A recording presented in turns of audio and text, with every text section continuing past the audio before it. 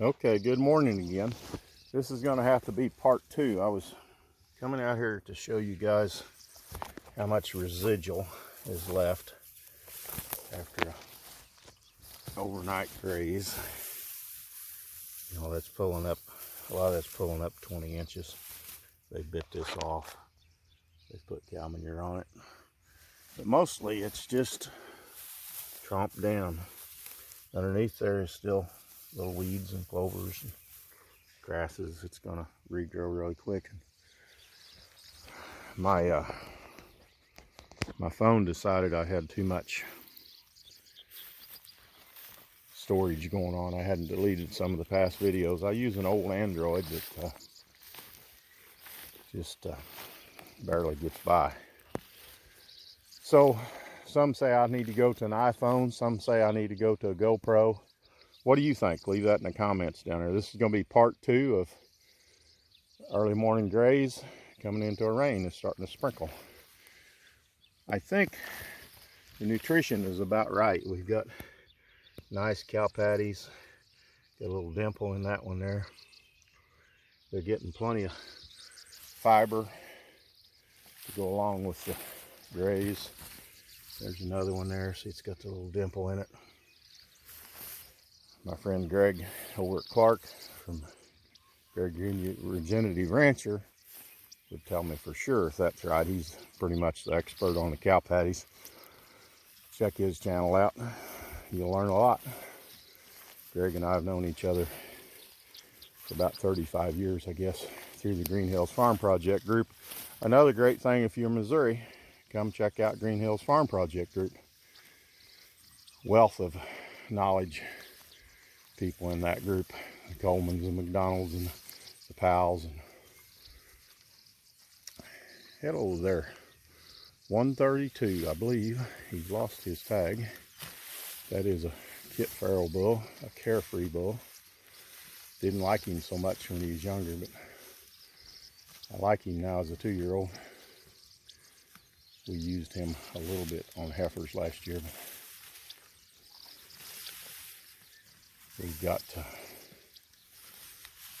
cows and just a few of them that, even with a red Angus bull, they throwed something like that.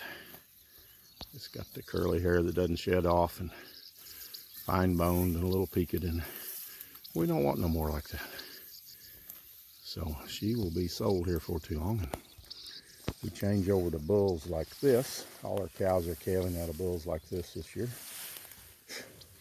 And the Triton bulls from Mush Rush, that would be one of them right there. That's Roman 122. You can see the difference.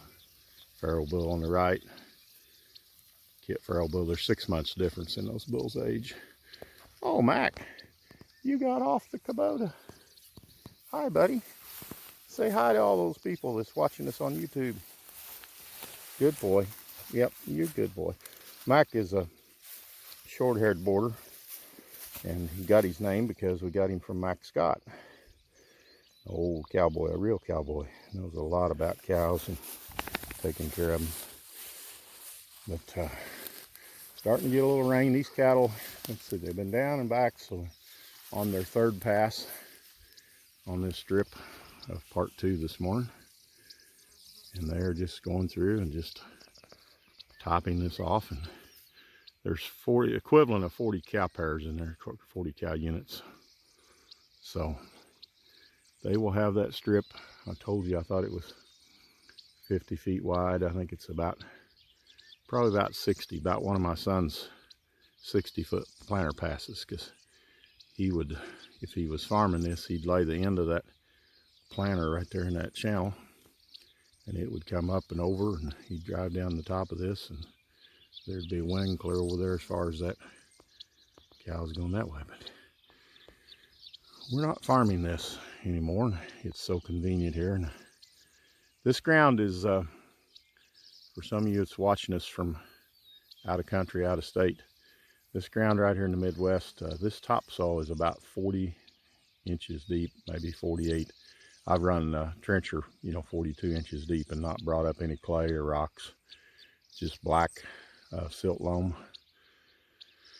Kind of a glacier soil.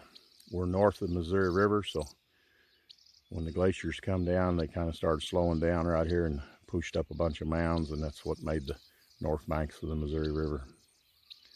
So they say.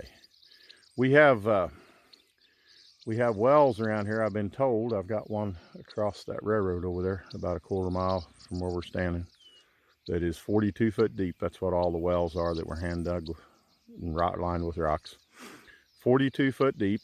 That's where we get our water for cattle. And at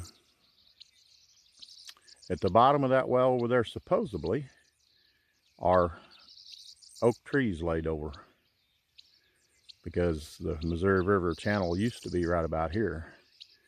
And when the glaciers come through and pushed south, they laid down trees and put 40 feet of new rocks and soil and earth.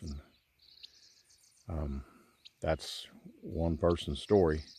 I've not been to the bottom of that well. I've always thought it would be fun to vac pump that out if you had a big enough pump, and try to get somebody to go down there and see if that's true, because at the bottom of that well, they would be preserved. No air could get to them, so they haven't rotted. But that was an old dozer man's interpretation. His name was Sherman Shields, that lived around here. He dozed all his life and worked up and down the river, and he'd studied all that as he went. And he said that there's trees at the bottom of that well, big old log, and that's as far as they could dig. And so they stopped right there and still got water. So, yeah, that's his story, and I'm going to stick to it.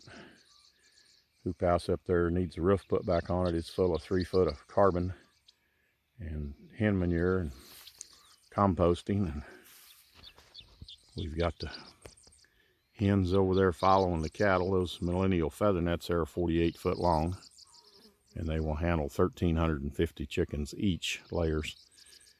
We've got, we think, somewhere around 2,100 left. It's split up between them two buildings.